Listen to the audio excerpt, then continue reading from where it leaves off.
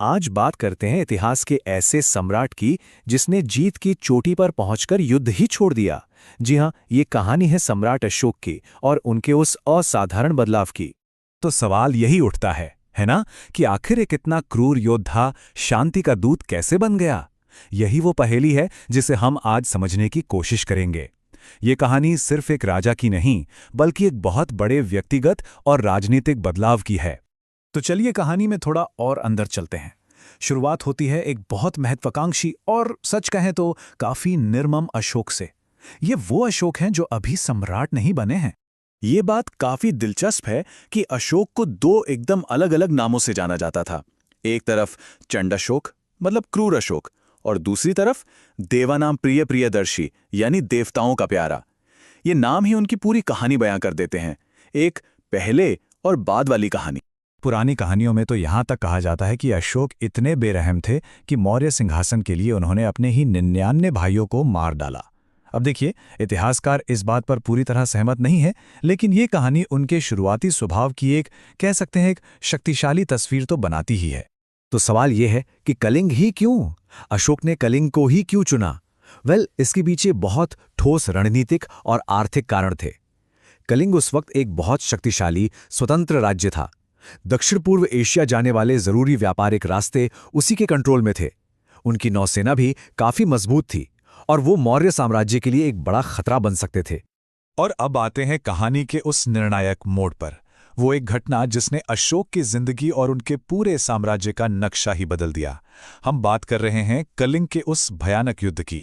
ये युद्ध हुआ था 261 ईसा पूर्व में। ये तारीख ये अशोक की कहानी का सबसे महत्वपूर्ण मोड़ है। इस जंग में कितनी तबाही हुई, इसका अंदाजा बस इन आंकड़ों से लगाइए। करीब 1 लाख लोग मारे गए। सोचिए जरा, 1 लाख। युद्ध का मैदान एक बहुत बड़े कब्रिस्तान जैसा बन गया था। और बात सिर्फ यहीं खत्म नहीं हुई।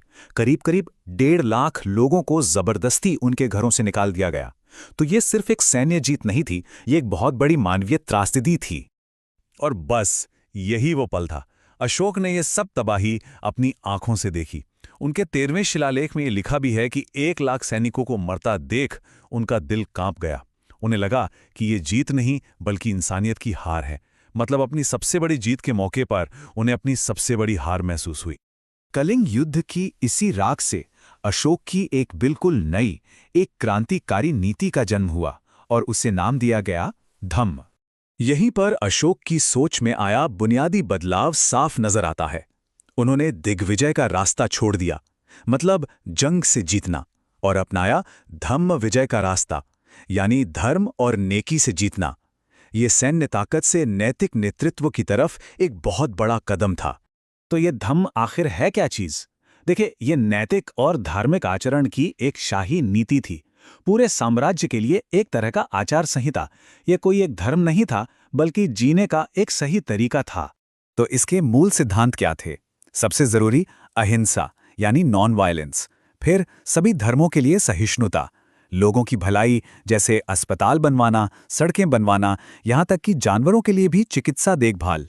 और हाँ, बड़ों का, शिक्षकों का सम्मान और सेवकों के साथ भी अच्छा बर्ताव करना। तो ठीक है, नीति तो बन गई, पर अशोक ने इसे लागू कैसे किया? उन्होंने शाही शक्ति के औजारों को ही बदल दिया। एक नया साम्राज्य बनाने के लिए एक नए तरीके का इस्तेमाल किया। अब अशोक के हथियार तलवारें नहीं थे, बल्कि पत्थर के बड़े बड़े स्तंभ थे। इन्हीं पर धम्म का संदेश खुदवाकर पूरे साम्राज्य में फैलाया गया। ये एक तरह से सार्वजनिक संदेश के जरिए जीत हासिल करने का नया तरीका था। तो धम्म की ये नीति असल में कैसी दिखती थी? जो शिलालेख मिले हैं उनमें जानवरों को मारने पर रोक लगाने की बात है। जानवरों के लिए चिकित्सा देखभाल को बढ़ावा दिया गया। इंसानों और जानवरों दोनों के लिए अस्पताल बनवाए गए। न्याय व्यवस्था से लेकर धार्मिक सद्भाव तक हर चीज पर ध्यान दिया गया। अब अशोक ने यह भी पक्का किया कि उनका ये संदेश दूर दूर तक फैले। इसके लिए उन्होंने पूरा एक सिस्टम बनाया। पहला, वो खुद धम्म यात्रा पर निकले, मतलब व्यक्तिगत दौरों पर। दूसरा, धम्म महामात्र नाम के विशेष अधिकारियों की एक टीम बनाई। और तीसरा, अपने बेटे महेंद्र और बेटी संघमित्रा को भी मिशन पर भेजा, सीलोन और पश्चिम एशिया जैसी जगहों पर। लेकिन क्या शांति की ये विरासत हमेशा कायम रही? चलिए अब इस कहानी का दूसरा पहलू देखते हैं। अशोक की इस अहिंसा की नीति के दूरगामी परिणाम क्या हुए?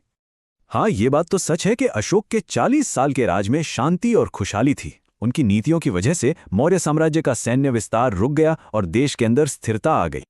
लेकिन कुछ इतिहासकारों का ये भी मानना है कि इस शांतिवादी नीति के कुछ अनपेक्षित परिणाम भी हुए।